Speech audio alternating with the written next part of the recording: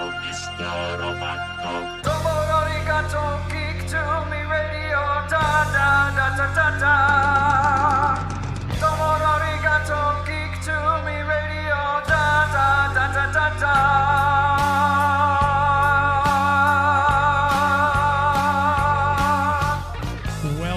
Welcome, geeks and nerds, girls and boys, to another brand new episode of Geek to Me Radio. Tonight, my executive producer, Joey V, along with our friend Janelle Brimer, will be reviewing A Quiet Place Day 1, the prequel. We'll talk about the rest of the franchise and more. Stand by.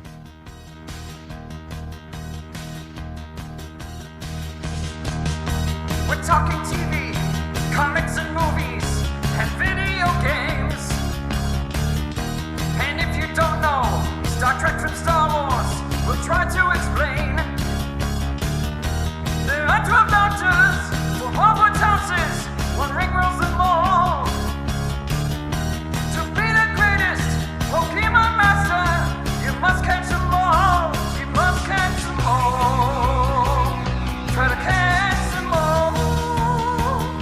Gotta catch them all. Gotta catch them all. And if you're driving around the greater St. Louis area tonight, listening to us on the Big 550 KTRS, hello to all of you. Thank you very much for tuning in.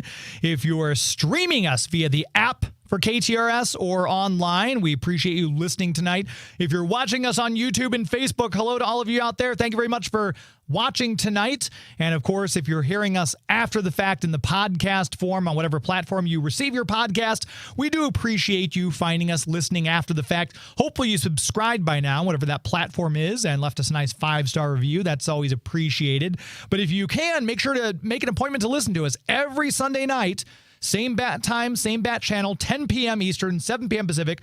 We're live, and we're always talking pop culture. We love to hear from you. In fact, tonight, if you are one of the people who are in the chats, like My Flock or Patrick Stewart McCullough, you have a chance to win a $20 AMC gift card tonight just for giving us your thoughts on either this movie that's out right now, if you saw it this weekend, or the franchise in general. We'll do a random selection, and one person will get a $20 gift card for AMC theaters mailed right to you.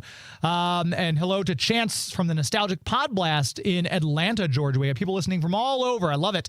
So we've got this movie that's out. It's the third movie in the franchise, but a prequel. We're going back to the beginning.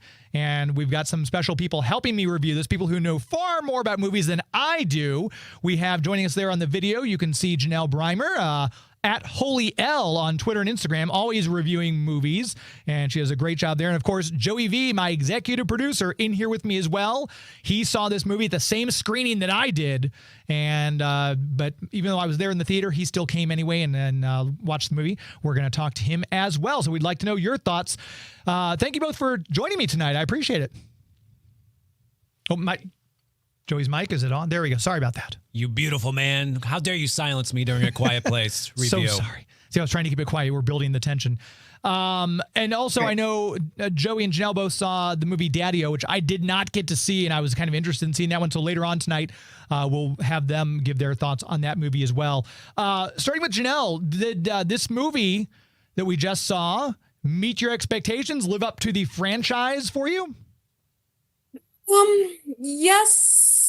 Yeah, I mean, it did. It was a good movie. It really was. I do have, I have thoughts about it. I think it very much held to the same theme that Krasinski has had in all of those, where it is very much it is a thriller type of movie, suspense, but it is always very centered around the human connection, the human emotion.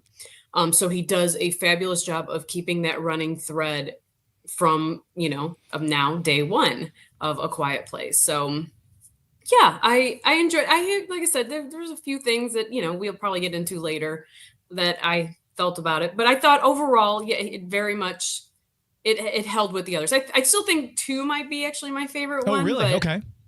Yeah, but. Joey V, did your initial impressions on A Quiet Place day 1? I'm a huge fan of any R-rated horror film where you actually get to see the monster. So I'm already just in the bag for these series of films. And this one didn't disappoint, and I loved it. I would say that the 2 is my favorite as well. Really? Mm-hmm. Huh. But, that may be just time since I've seen it, actually.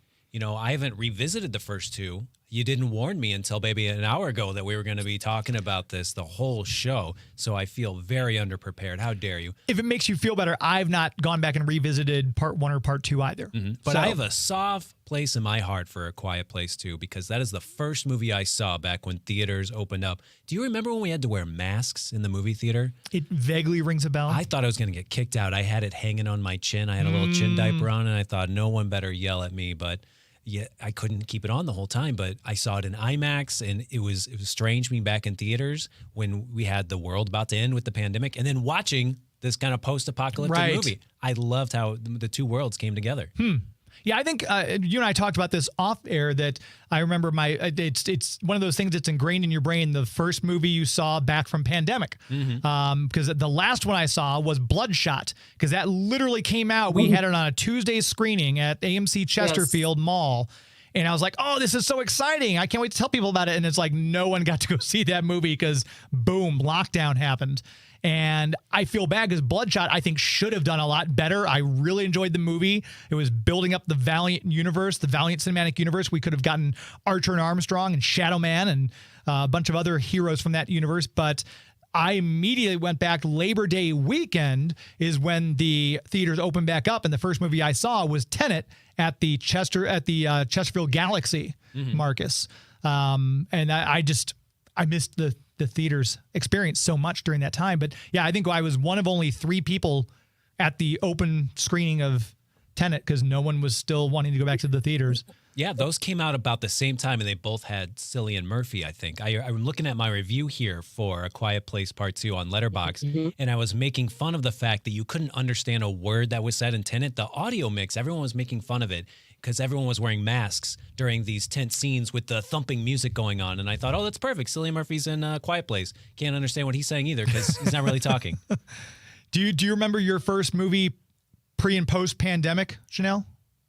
Ooh, well, I mean, I was with you with the Bloodshot when, we walked out of the theater and the world had shut down. All of our notifications were all flying. Like the NBA was shutting down. Like everybody was life was coming to a halt. Oh, post pandemic though, I guess it would have been the first screening we had post pandemic, and it's been maybe it was Was it Quiet Place 2? I remember it was Quiet Place 2 was probably Memorial Day weekend, though, of 2022. So I don't know if screeners, I can't remember when screeners came back, honestly, because I saw a few movies. I saw New Mutants in 2021, and I saw Tenet. Chance Bartels is saying, yeah, Tenet, New Mutants, and Unhinged were the first movies he saw back from the pandemic. But yeah, I don't know which the first screener was. Yeah, I really don't, it's I really don't remember which one it was. Like I said, it possibly was maybe Quiet Place 2 when it was just, yeah, you felt like, or I know it was like around the time that the Kirsten Stewart movie, The Underwater. I know, like I believe, yeah, like all of the it was a lot of like that. That was all, I think, coming up. Like, again, that is like a fog. Like, that time period is such a fog now. It's weird. And currently we're in the 61st month of 2020, so nothing has changed for a lot of us. But back to A Quiet Place, day one, I don't know what I was expecting going into this one. I wasn't sure, because a lot of times, we've seen movies that have they've taken hold and people, know about them well, and then they try to go back. And my first thought was Fear the Walking Dead, because we had the Walking Dead franchise, 5 or 6 seasons in before they decided to do this prequel series to show us how the virus started. And it really didn't show us how the virus started. It's just like, oh, people in LA are getting sick. They never explained. So I was disappointed in Fear the Walking Dead for that reason. But this, again, it just shows it. I don't think it was, they don't really explain where these things came from or anything else. It's just like, and here is it happening in New York. As we saw A Quiet Place Part 2 open, we saw it happening in John Krasinski and Emily Blunt's town. So it's just happening across the globe and just showing us it happening in a large city setting, which I liked. I liked the the difference between how a rural community handled it versus how the big city, because you have all that immediate noise. And the movie even starts with that little chyron across the front, says the average background decibel noise is 90 decibels, which is the sound of a constant human scream. Right. And I think the cicadas, I think I leaned over to you. I said the cicadas were about, I think, 60 decibels. Wasn't that what we were getting here in St. Louis at any given time? Yeah, well, I think it was even, they said it was even higher than that, especially during the peak of it. It was incredibly loud. But I wasn't disappointed with this film at all. I think I liked it better than part two. I enjoyed, because I mean, first of all, the actors in this were fantastic. Sure. Lupita Nyong'o is always, I've never seen her in anything where you're like, oh, she was okay. I mean, just all the stuff she does with her eyes alone. Like if you put a pandemic mask on her and just let her act with her eyes, you'd still be in for an incredible performance. I've never seen anyone act and emote with their eyes as much as she does, and does it so well. But what were your thoughts? I'll start over on Joey with this one. Initial thoughts versus expectations with this one? Well, I've always liked what they do with their budgetary restraints. This is a movie where they have it in a big city, but they're filming on a backlot, in Vancouver or England or wherever they're at. You can tell it's kind of not New York City. It's a little bit of a backlot. You see rubble and cars and extras running down the street. So they're really good with their budget. I think it was about $65 million. And then when you have the big city, it makes it feel like grand scope of things, but then you're just focusing on these two characters. Basically the whole movie, it's just these two characters. So it's still a smaller story. So you may think, oh, they got even bigger budget because they were on a farmhouse in the first one, and then they were in some factory in an island in the second one. In this one, they're in the big city, but I still think they're doing great things with their budget. And you get to see the monsters as well, and they're very terrifying, but they pick and choose the specific scenes where they get to come out and really scare you, because there's a big stretches of quiet in this movie. I don't know if it would annoy a lot of people, but there's almost long stretches where you kind of wonder, are the monsters ever coming back? The main guy, Joseph Quinn, he's doing a magic trick at one point, and you think, all right, no one wants to see magic right now. Just kill these people. At least it wasn't mime. At least he didn't start going into mime, because then I would have walked out. Mm-hmm. But no, I was looking at the budgets for this one, and the budget for this one wasn't that much more than the sequel. The first one was done on a budget of $17 million for the first one. That was it. The sequel was done for $61 million, so they really upped the budget for the sequel, which I'm assuming because they had all the extra, they had to pay for a few more stars, and I'm sure John Krasinski didn't take a huge chunk of the salary, being as he wrote it, directed it, and produced it, and starred in it. But this one was only $6 million more. It was $67 million. So the budget did not balloon up, and I think a lot of Hollywood productions today could learn a lesson from these movies. It's like, you don't need a $300 million budget movie, because this one is probably going to make its money back by the end of the weekend. Yeah, it made $98 million worldwide this weekend. It still only came in second place, though. Yeah. Inside Out 2 is just trucking along. You can't be stopped. The kids need to see these movies over and over and over. But that is still pretty commendable for an R-rated film. Yeah. People are hungry for good movies right now. Exactly. Good movies, good storytelling. Hello to BK on the air in the chats. BK on the air out of Cartersville, Georgia. Hello to you. Same question I posed to Joey, Janelle. Initial thoughts and expectations versus, was it congruent? I guess maybe part of me was hoping that you get a little bit more a little bit more backstory. I'm always I love a buildup. I love the signs, you should have, like, when Godzilla, before you ever see Godzilla, like all the signs that he's there. I guess I kind of was expecting a little bit more like, where did these things come from ish. Not because they didn't do it. I'm not saying that I didn't enjoy the movie. I said that was just my expectations, I guess, going into it.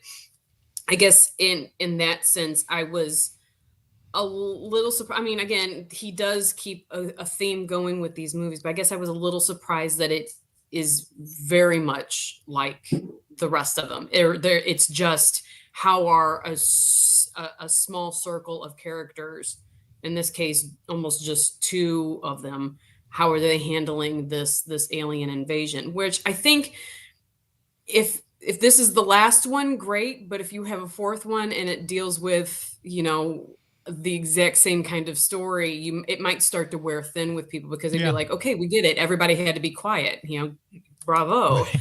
Um, and like,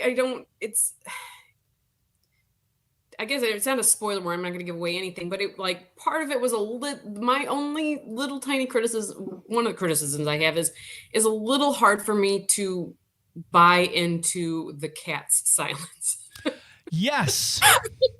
And I think that's something I mentioned to you too. I'm like, there's no way that any cat I know is going to let you submerge it twice and not scratch and claw and flail and, you know, scream and everything else. Come on. Just that's the a fact little that it unbelievable. never really purred or meowed. Like I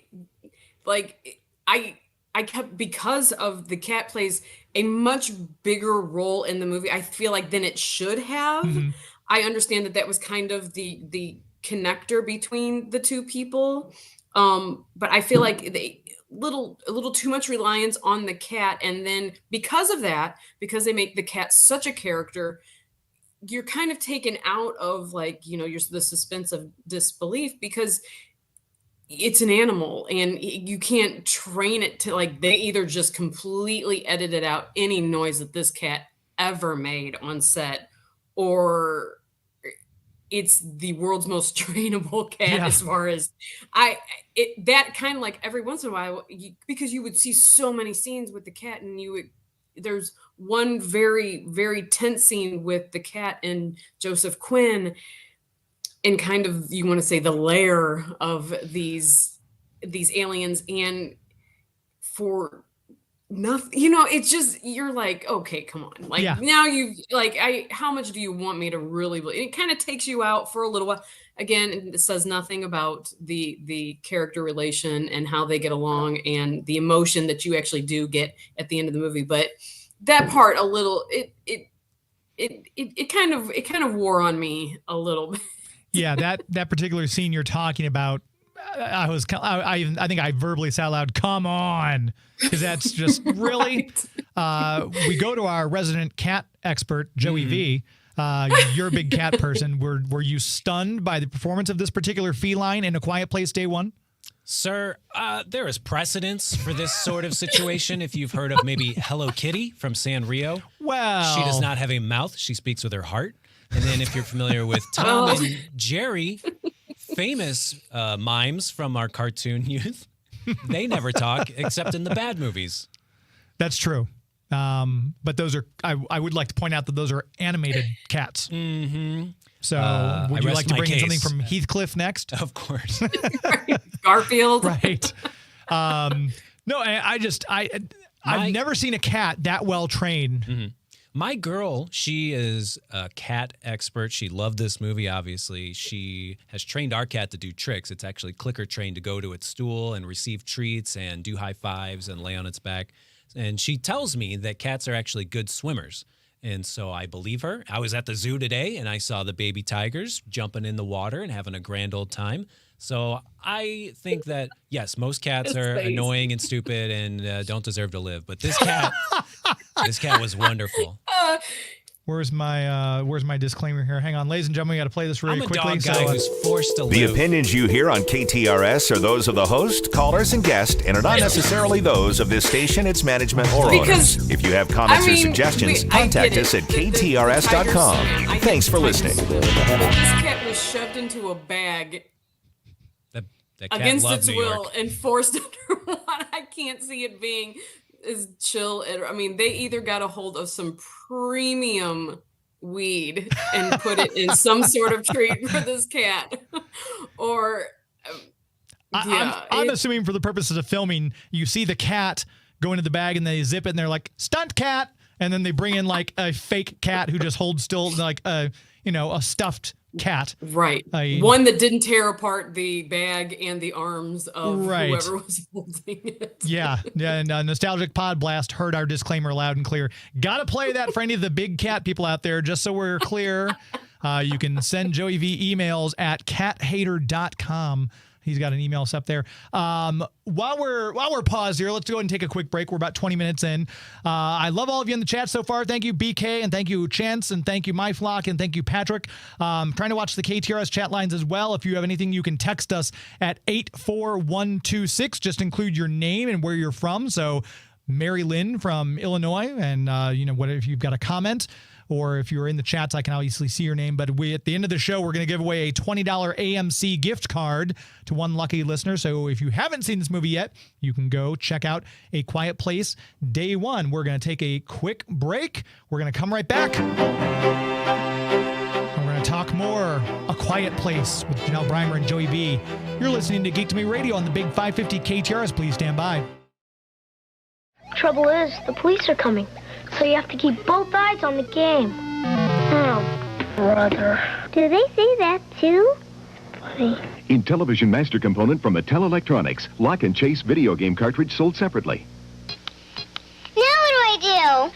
Okay, this is Advanced Dungeons & Dragons video game cartridge. You have to buy it separately to play on the Intellivision video game system. Mom and Dad have to hook it up to the TV. What next? We're trying to find a crown, but it's real easy to get lost. So don't be surprised if the dragon finds you first.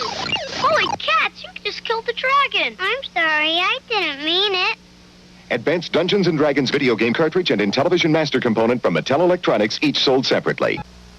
Poor little pound puppies. They had no one to love them. Pound puppy, you were sad and lonely. Brought you home, now you're my one and only. Pound puppy, you're my one and only puppy love. Pound puppies are so cuddly soft, they feel real. Each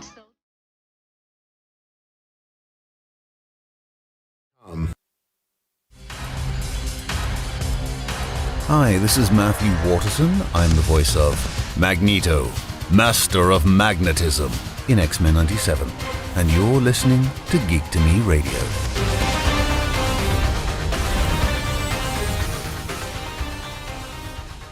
If you missed our interview with Matthew Waterson of X-Men 97, you go back and check that out along with all my other interviews. Go to geektomeradio.com and you can click on the celebrity interviews link. They're all alphabetized, or you can just follow us on YouTube. All the shows are up there as well. A lot of times we have people join us with the video. Matthew Waterson was one of those people. I got to chat with him for the whole hour about his experience as Magneto, coming in to fill the boots and take over that role.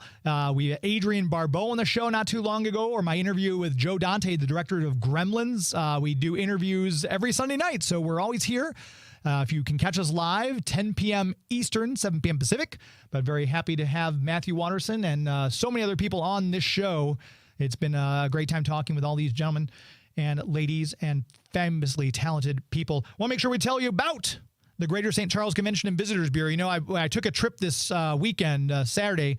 My wife and I drove to Marceline, Missouri, the home of Walt Disney, and toured all that. And I was thinking this, experiencing this for the first time, I almost envy the people who come to see the city of St. Charles for the first time, because it's so much to take in. There's always cool things going on. And a lot of times I've been there now for quite a while. I go down there for the festivals and everything. I feel like part of me always a little bit takes it for granted, because there's so many cool things to do.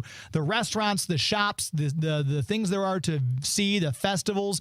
It's so cool. And to come and experience something like that for the first time for people, I want that for you. So if you haven't been to St. Charles, make plans to visit. You can start your trip at the website discoverstcharles.com. That's discoverstcharles.com.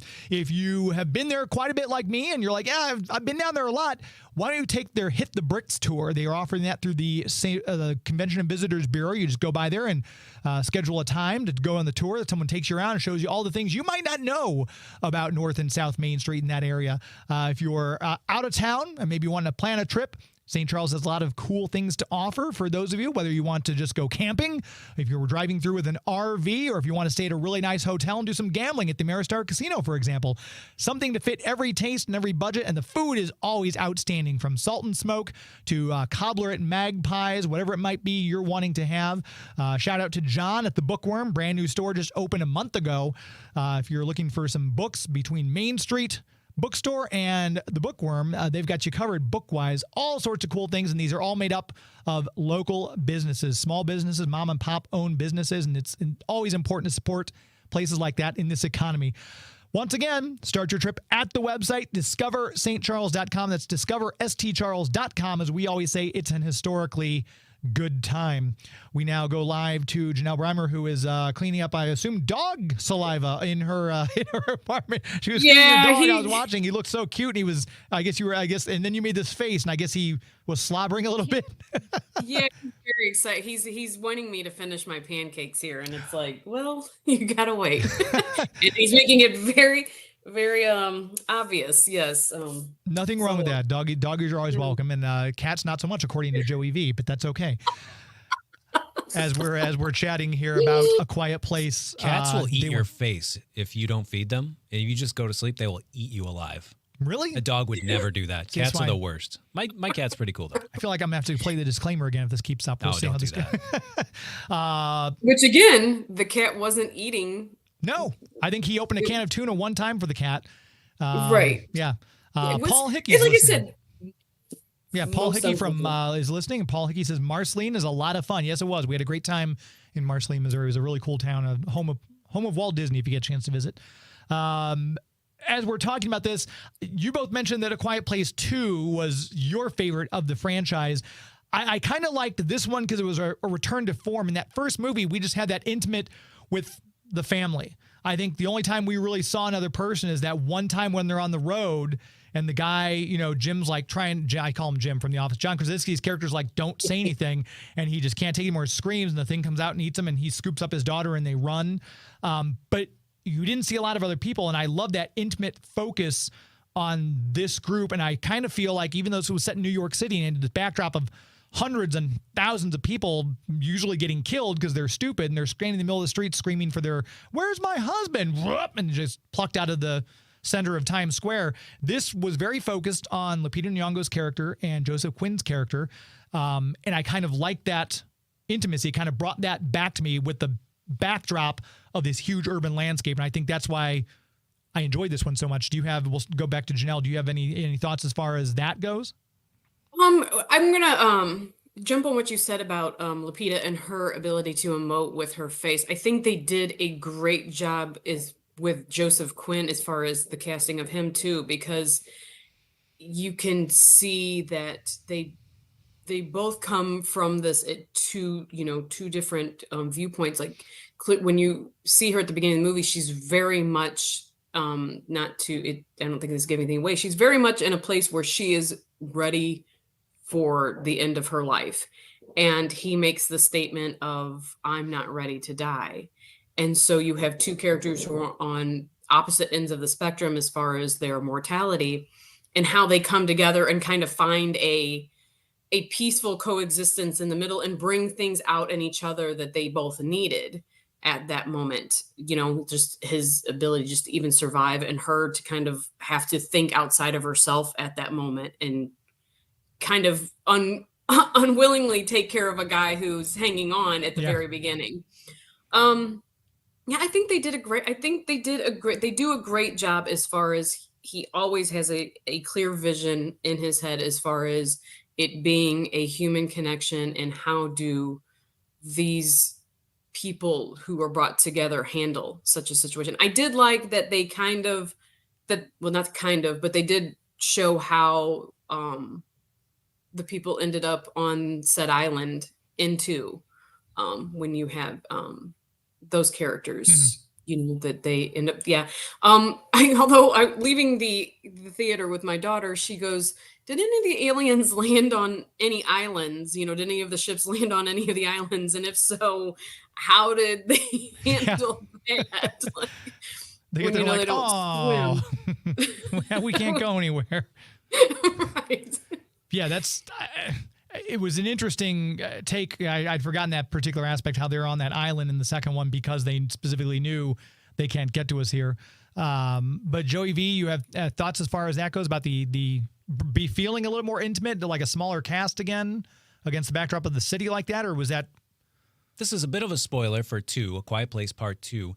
It involves the radio industry a little bit, and so I'm really drawn to anything like that because I love radio so much. That's why I come in here and hang out with you every Sunday night, because I just love being on the radio and the magic that we create, theater of the mind. So the fact that radio was involved in A Quiet Place Part 2, that's why it's got another soft spot in my heart as well. But this one right here, Quiet Place Day One, I think you could keep making these prequels with a different person forever. I mean, you just pick a different person with a different malady or something, and it would be infinitely interesting to me. What's so cool about the twist on this is that our friend Lupita Nyong'o, like you said, Janelle, is ready to die. Something is happening where she is the bravest person in this whole city, and that really got me emotional about the whole thing. She does not care about where the rest of the group is running. She's going to her own direction. She doesn't care who's trying to stop her from doing what, because she has a goal in mind.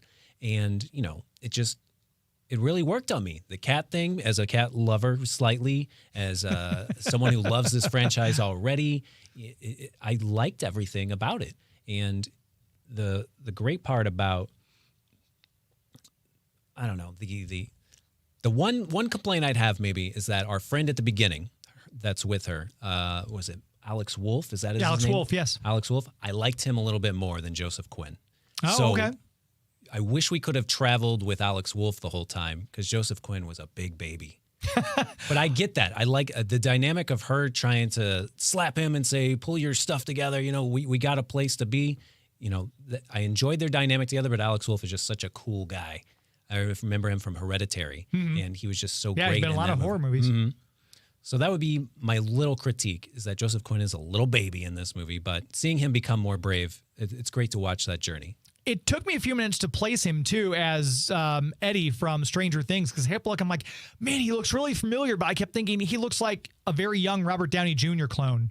Yes. Which I'm like, all right, well, I must have seen him in something before, and he's doing a good job, so he must have been that. Then, as I saw the credits, I'm like, oh, crap, that's who it was. That's the guy who was in Stranger Things, did a great job in that, too. So obviously, very talented actor.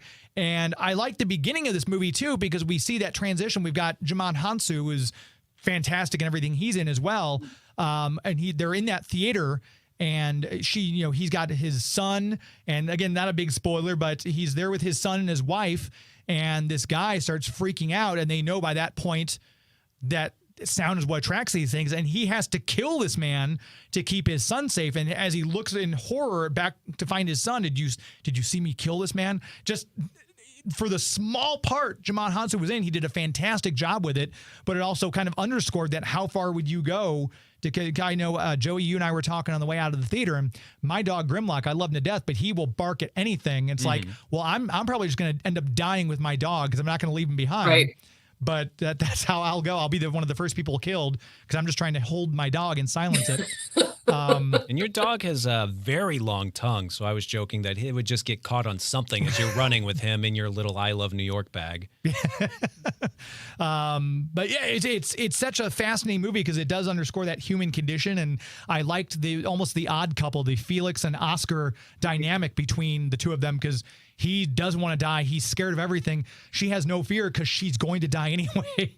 And that last beat of the movie, I'm not going to spoil this for anybody, that last beat of the movie was perfect. I loved that it went out on that particular, that song and that visual we get to the last movie. This is one I will say, if you're listening now, and I'm always a big supporter of movie theaters anyway, if you're looking for a movie to go out and see, and if you're a fan of the Quiet Place franchise anyway, I would go out and see A Quiet Place day one in a theater. I don't know. You both know more about movies than I do. I'm going to say, is this one that probably would be better served in IMAX if there's a screening? I think so. Yeah, I think so. I think you kind of need the envelopment of that movie. You need to be, because the silence is its own character, and you kind of need that. The broad, you need the movie in front of you, like just kind of taking over your senses with the absence of sound. Like it makes it that much more powerful when things do happen. It's kind of, it's a good shock to the system. Yeah, we had a few jump scares. There were a couple of those in there. Yeah, absolutely. I don't usually, I'm usually bracing myself for them, but there were a couple that kind of, whoa, that took me out of left field. Do you feel the same way? That IMAX would be a better viewing of this? Lupita Nyong'o in the movie, she's very attached to her iPod, so I'd probably watch it on an iPod Shuffle, just the smallest screen possible. Going back to 2004, we'll try to find one of those and upload it from iTunes for you so you can have that experience. Yeah, overall, I think I was very interested to see that the one that holds up the best as far as Rotten Tomatoes, for whatever that's worth, everyone has varying opinions of Rotten Tomatoes these days. They've gone back and forth.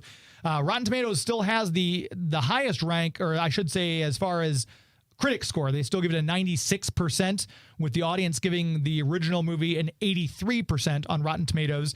The closest in pairing between the two is A Quiet Place Part 2, which has a 91% critic score and a 92% audience score. So I'm in the minority. Obviously, the two of you are onto something. Most people seem to like A Quiet Place 2 better. And this one, so far, it's early days still, obviously, but this has done the worst among critics and audience, with a critic score dropping down to 84% for day one and 73% audience score for day one, which I'm assuming that will just change. That's initial reactions. People will maybe think more favorably of it. I'm not sure how vast a critic score. I know, Joey V, you're on Letterboxd and everything like that all the time looking at things. Do you think that 84% critic score for Rotten Tomatoes will go up the longer this film stays out? I could say most critics have seen so many movies that they see all the derivative stuff, and so they count against it. They count that against it. You know, there's parts of Aliens in it. You know, there's Jonesy the Cat type references, because that was a huge plot point in that Aliens movie. And any other alien movie that you've seen probably would remind you of this, especially the fact that you've got the guy from Stranger Things, and these monsters are very Demogorgon-esque. I could see people thinking, oh, that's not very creative. But like I said, I love an R-rated horror film where you get to see the monster. So I could see critics who see a lot of movies not loving this as much. But, you know, I'm in the bag for these things. I love them.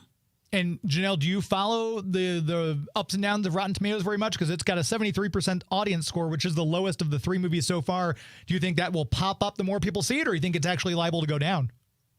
I think it probably will stay about where it's at. I really do think that maybe people I'm not holding it against the movie, but my expectations were you got a little bit more. Day one, you're expecting, okay, you know, like where, like they go through the aliens crashing, and all of a sudden there's a lot of emergency vehicles with the be quiet, and I think there's a lot of like I am a nerd for that kind of stuff. Like, I would love to know the inner like decisions of how fast did we know that they were attracted to sound, and you know, like how did these cities handle it? And I get that the main movie was between two people, so I mean that kind of, you know, you'd have many more characters, a bigger budget, and you know that's not what these movies are. But I think people are probably looking for a little bit more of the how did the world go silent? Not that it mean like, because you jump into silence already, and that's what these movies are about. But I think when you're talking about day one, you're really about, okay, what happened that day? And in day one, it's a little hard to believe that they instantly everybody knew to be quiet. Like, yes. Yeah, I mean, so I mean, like, I think day one, just adding the day one into the title might throw people for a loop, and they might have expectations of it that aren't really met for the movie. Whereas you could say chapter one, or, you know, the beginning, but day one, when everything happens over a day and over, I mean, again, these things don't crash and everybody goes silent. There are decisions that are being made. There are a lot of missteps that are probably happening, and you really don't see any of that. You just see the lockdown and that's it. That did kind of confuse me a little bit too, because obviously, and again, this doesn't give anything away, but Lupita Nyong'o's character gets knocked out as she's on the street after that big explosion. She's knocked out, and when she comes to, I'm only assuming maybe at most 12 hours later, after she gets knocked down, everyone in the theater knows to be perfectly silent and quiet. And I always go back to what Tommy Lee Jones told Will Smith in Men in Black. A person is smart, people are stupid. Right. And I don't see everyone getting, guys, if we just be quiet, these things will leave us alone within 12 hours. I don't see that happening, which kind of made me wonder, how long was she actually unconscious for? It was really weird and kind of took me out of it. I will say one of the things I thought was very cool, and you guys can correct me if I'm wrong, we got when Joseph Quinn's character is trying to rescue the cat inexplicably for some reason, we get a close up look at the, the thing opens its mouth and it opens up that inner side even more, and we see its little thing detecting sound, looking for sound. I don't think we've ever gotten that much detail on the aliens from the other two movies. We've gotten some closer looks at, but I don't recall ever getting that close of a look. Am I wrong? I thought in 2 they did because of the little girl in the radio, excuse me, in the radio station. And I thought I could be completely wrong, but I thought they had a little bit of that reverberation kind of that you see, the kind of echolocation perhaps, or just the searching for sound in it too. And going back to that, like, and then, 12 hours later, everybody's quiet. They instantly are quiet, and they instantly know that they can't survive water. Those are just like, you're just really kind of sprung into, everybody knows that.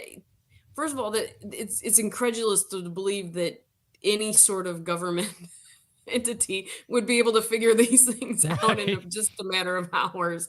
So again, I think that's going to throw people. I think they're going to be like, I think they might be wanting a little bit more in depth as far as that goes. And because, like, again, it is just another one where you're just, because the reason 2 is so good is they figure it out and they kind of come to a solution at the end on maybe how to defeat these things.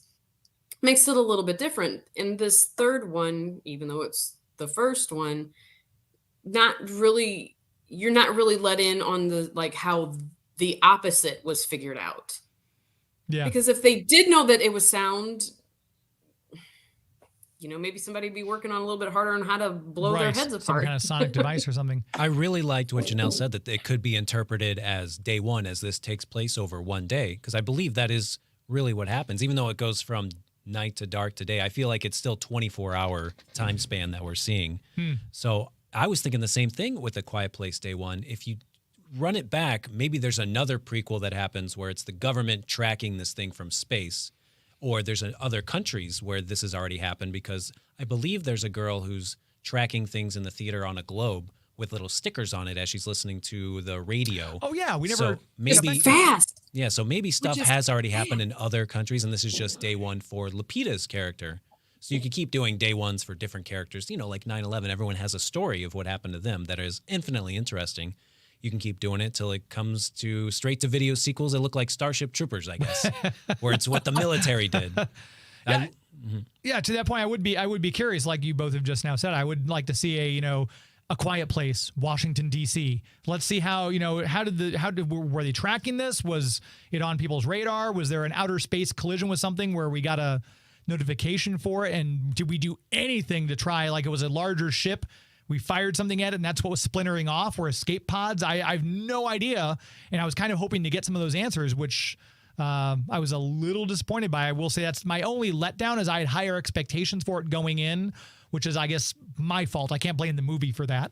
But that's one of the criticisms I had was, this was Fear the Walking Dead all over again. It's like, hey, this thing's happening that you've already seen. It's just going to happen somewhere else now.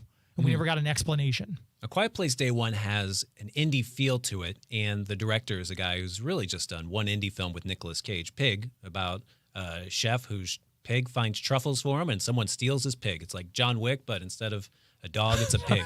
So that guy who made that super quiet indie film got to work on this. So it has an indie film feel to it, but it's got ginormous marketing behind it. It feels like a 4-quadrant film where this marketing thing over here just focuses on the cat, and that's to get all the girls in that care about cats. And this one over here focuses on the horror, even though it's not full of horror. It's it's very quiet. It's just focusing on the different quadrants that you try and get male over this age, women below this age. And I think it's working, having a big studio behind it, based on it making 98 million worldwide. Yeah, I don't. It's me. Maybe I'm weird about my horror, but I don't know if I would feel like this is more of a suspense thriller. I wouldn't count it as horror. Yeah. I know people get killed, but I don't feel like it truly fits into the horror category. And you guys can both correct me if you feel differently, but I don't, it's billed as a horror movie, as were the first two.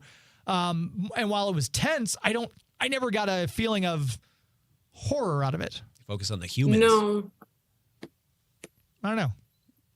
I get suspense thriller. Yeah. I don't feel like there's, it doesn't have the horror vibe.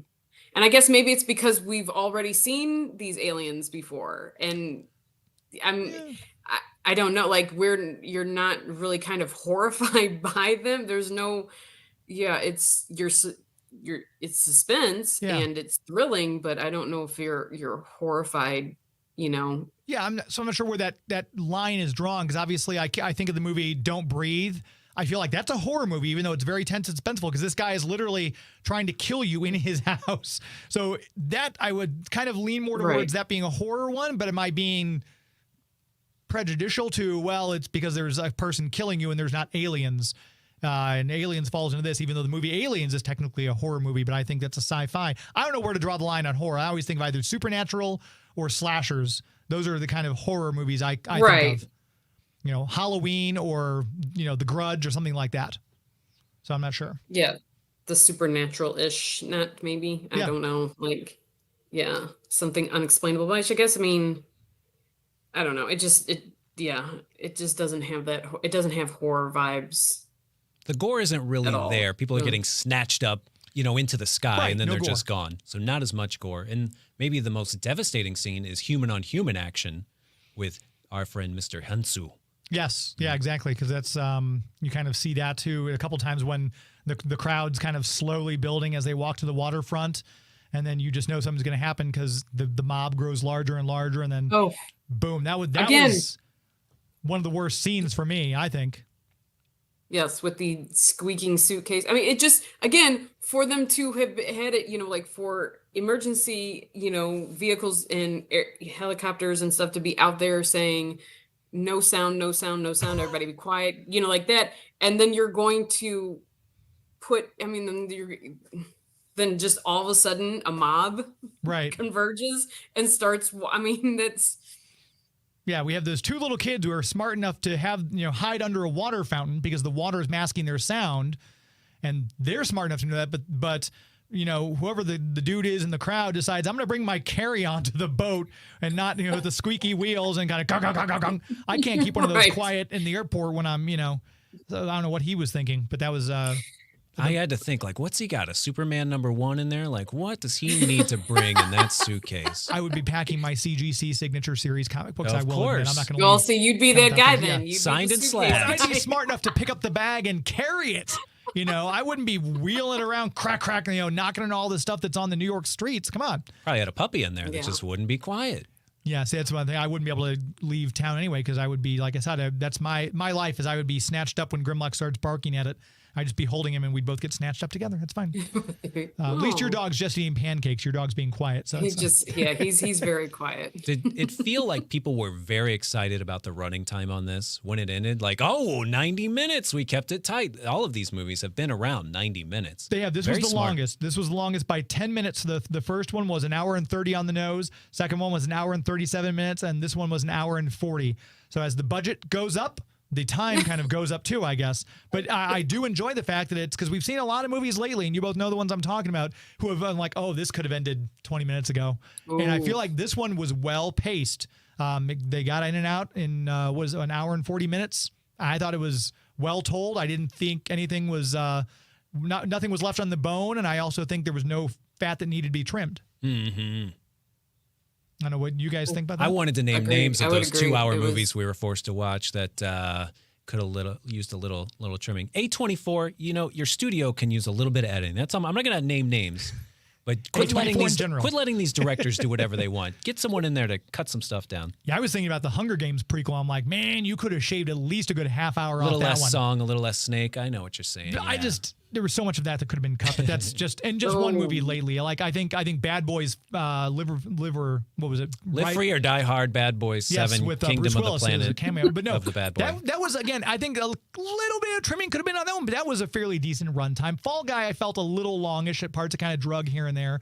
But overall, I think these particular movies in this franchise have done a great job of sticking to a nice, tight time budget and telling a fantastic story as they do. I agree. Yeah. It helps when your time frame is 24 hours, you gotta make it quick. Right. You gotta tell your story. We have Kiefer Sutherland showing up with a little tick, tick as the little clock counts down. Again, if you're just now listening, we're breaking down A Quiet Place franchise and giving our review of A Quiet Place Day One. We're going to take a very quick break, and when we come back, these two, Janelle and Joey, are going to review their movie that they saw that I didn't get to see. We'll talk about that one and let them have the floor from there. You're listening to Geek to Me Radio on the Big 550 KTRS. Please stand by. Rifle. Let's split. Great car. Yikes, it's Highway Hunter. The real Ghostbusters, each sold separately. Ghostbusters! Careful, Janine, this airport's haunted. Wow, great plane. It's air sickness. Run for it. Hey, mister, how about a lift? This wicked ride. The real Ghostbusters, each sold separately. The Legoland gas station. You build it for action. You can raise a car up on the lift and check the underside, or fill her up, close the hood, and pretend to take a ride. What can you do with the Public Works Center? You can build a crane and watch it drop some bricks into a bin, or lift the door, roll out the truck. This is William Daniels, and you're listening to Geek to Me. Welcome back to the show. I want to make sure we tell you about our official comic book sponsor, Bugs Comics and Games. If you are wanting to get into the comic book collecting hobby, maybe you're excited about all these comic book movies, maybe you want to go out and read up on some Deadpool. Maybe you haven't read Deadpool since he first appeared in New Mutants. Maybe you want to get caught up on Cable and Wolverine comics and everything like that. You can go to Bugs Comics and Games, ask Larry, say, hey, where are your Deadpool comics? Which ones do I need to read in order to know what's going to come out in Deadpool versus Wolverine here? And he'll show you which ones you want to read, which ones are the good ones to check out. And if it's not Deadpool, if it's Spider-Man, if it's Batman, Larry will tell you exactly where to go. Bugs Comics and Games on Bryan Road in O'Fallon, Missouri, easily accessible from either Highway 70 or from 364. Pop out there and take a look. You can put new comics on your pull list or just get some back issues. He's got a lot of back issues from Silver Age on up. All sorts of genres too. He's got Western, he's got superhero, he's got independent books from Image and Dark Horse. So what you're checking out, maybe you want to make sure you get on Minor Threats. We had Patton Oswalt and Jordan Bloom on the show not too long ago talking about their new comic book. Issue 4 comes out next week, I believe. So if you want to check that out and get the back issues, tell Larry that's what you're looking for. Join the Avengers Club while you're there. That way you start saving money on all the stuff you're buying. And so you don't have to feel guilty about collecting comic books while you're trying to do other things. You save money on your new comics, your bags, your board, your games, your toys, whatever it is you might get. And of course, if you are in the position, sadly, where you want to sell your comics, maybe you're at that point, it's like, I've got too many. I don't know what to do with all these anymore. Give Larry a call, Bugs Comics and Games. You can find him on Facebook, Bugs Comics and Games there, or Bugs Comics and Games on Instagram. Reach out and say, hey, I got a collection and I don't know what to do with it and I think I want to get rid of it. Let Larry give you an estimate on what he can do, and he'll give you a very, very fair price so that way he's got new back issues for me to look at when I get into the store, and you get some money for those comics that are just sitting around. You've already read them. You're not doing anything with them. Bugs, Comics, and Games, no matter what point in the hobby you're in. If you're a brand new collector, a seasoned professional who just wants to expand your collection, or you're looking to sell, Larry at Bugs, Comics, and Games will help you out. Bugs, Comics, and Games, very proud to have them as the official sponsor here on Geek to Me Radio for all things comic book. In our remaining minutes, I don't get to see all these movies. I know I was talking to Janelle at the premiere for Quiet Place Day One. And I said, yeah, I haven't seen a movie probably since Bad Boys was the last one I think I saw. And these two go to movies all the time. So there's a very intriguing movie that I really thought looked cool with Sean Penn called Daddio. And Janelle and Joey both got to see it. I did not get to see it. So, of course, I'm going to let them review it for you. I'll start with Joey. Initial thoughts and everything, and tell us what it was about. Yeah. Are you familiar with the term a two-hander? Have you heard that in the play? We can't talk about that. This is a family show. You never done that? Like you and your wife on stage doing a two-hander? Please, my goodness. No, I think that's usually a theatrical term for two people on stage doing a scene in one location in real time. Maybe not in real time, but definitely in one location. That's what this film is. It is two people in a cab for 90 minutes just talking to each other. So if that sounds intriguing enough, then I think you may enjoy this. If not, then probably stay away. But what's great about this is that it's Sean Penn being the best that he's been in a long time. And then Dakota Johnson being the best, definitely since Madam Web, which I didn't see, but I know everyone makes fun of. So Dakota Johnson gets into Sean Penn's cab at JFK, and he's supposed to take her to Manhattan, which I Google mapped it as soon as the movie started. It's supposed to be 40 minutes, and I thought, how is this movie going to maintain for 90? There's a little bit of traffic along the way. Okay. So they get into some deep stuff, and I would say that I enjoyed it. Even though that may sound boring to you, I have a history of liking these types of films. If you have ever heard of My Dinner with Andre or Tape, these are ones that take place in one location. So I'd love to hear what our friend Janelle thought. Maybe she can go a little deeper. Yeah, I think in TV that's called a bottle episode, where it's just in one location and the actors are all in the one location. That's what they call it in TV anyways, a bottle episode. Save So I'm some money assuming for later episodes in the season. Yeah, a bottle movie. I know, Janelle, you and I spoke a little bit, and you had a very unique take on this, which I enjoyed. So tell people your thoughts on Daddio. Actually, I to be upfront, I didn't really have that high expectations for it, even though, especially, I don't want to say that I worry about Dakota Johnson, but she seems very mercurial. Like, sometimes you know what you're getting, or sometimes you're surprised about how good she is, and then sometimes it's like, wow, that was really bad. I think she did stay toe-to-toe with Sean Penn in this movie. It is much more engrossing than what I expected it to be when you hear that it's going to be a cast literally of 4 people. I think there is a person in another cab during the car, when they're in traffic, that she see a little girl, and another person, I think the guy who flags down the cab for her. Those are the only 4 people in the entire movie. You think, you kind of like action. I love my action. Very engrossing. Their conversation is very eye-opening. I believe you're referring to the fact that I thought he was an interesting choice,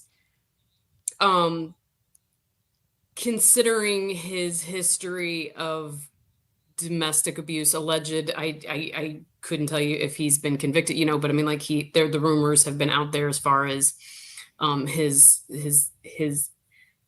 abuse, or his violent nature, his angry nature. We'll just say, I don't want to say we'll say alleged for the purposes of legal ease, right? Yeah, I thought he was an interesting character, especially given that he was the one that they chose to give the dialogue that he gave, about, it's very much a conversation between, not only about the difference between sexes, but the difference between generational sexes and how they view each other, and just relationships in general. And like I said, knowing what you know about Sean Penn, you kind of sit there and you go, well, you're an interesting choice, like, to deliver some of these lines. So yeah, I really did enjoy it. I really did. I just, you just kind of wonder, like, did he, how much did he have, input as far as what his character had to say about women and how his view of them. Cause there were some interesting lines that he did provide her. I do remember the one that stood out the most was that men do not want intelligent women. And so it was just, there's a whole, there's more that goes into why he believes that and what he thinks and his viewpoints. But yeah, it's interesting. It's interesting. It's certainly worth the watch of just those two going back and forth with each other, because she really does hold her own with him on the screen. And despite whatever you might think about Sean Penn, he is a great actor. And the fact that we are now looking at the person who just was in Madam Web and is now toe to toe with Sean Penn is a feat on its own. So there you go. So it sounds like both of you recommend Daddio. This hour's flown by, as it always does. So Janelle, let people know if they want to keep up with you, your stuff online, website, social media handles, and things like that. You can find me at Holy_L. It's HOLY_ELLE. On most platforms, you can find me there on Twitter, X, whatever we're calling it now. I hate to dead name it, but it is.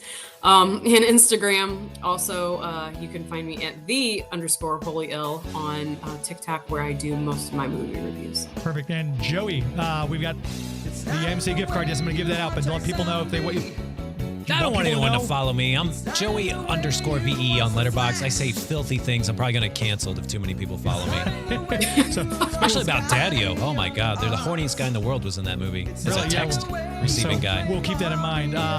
Thank you all for listening tonight. Thank you for tuning in. The AMC gift card, I'm going to give that away. Let me just make a quick thing.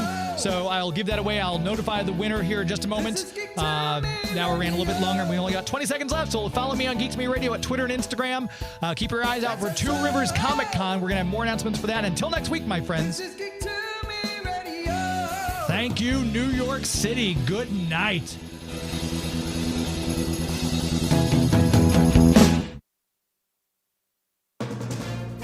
KTRS St. Louis. I'm Chuck Severson. This is at least an oops, and if it's worse than an oh no, well, we don't know yet.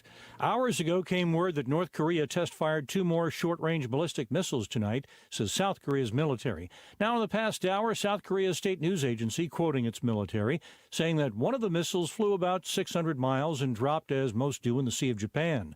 But the other flew only about 100 miles and looks like it went toward Pyongyang, North Korea's capital, then crashed. No other details yet. Families of 737 MAX jetliner crash victims are angry over the Justice Department preparing a plea deal. It would avoid a trial for Boeing over an alleged conspiracy to defraud the U.S. over its evaluation of the airliner. That from attorneys for the families. I'm feeling denied